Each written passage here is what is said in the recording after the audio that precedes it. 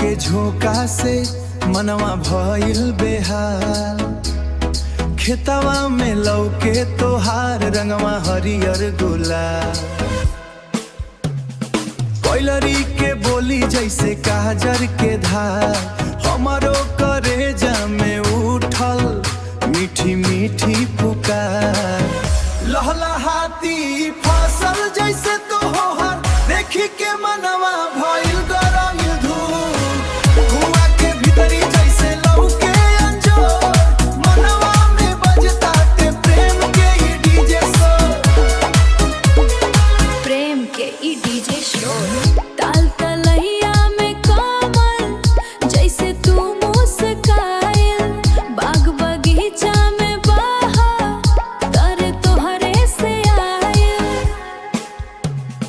मेघवा के गौरन जैसे पायल के झनकार, सोने के हमरो दिलवा में उठल हलचल अपार। लहलहाती फसल जैसे तोहर देखी के मनवा भइल गरम धूल। कुआं के भीतरी जैसे लौके अंजोर, मनवा में बजता ते प्रेम के ई डीजे शोर। प्रेम के ई डीजे शोर। आवा आवा आवा गगन के छाँव में हमनी के दुनिया बसावा। बादल गरजस चाहे बिजुली चमके, हमरो करे जा बस तोहरे पे धमके।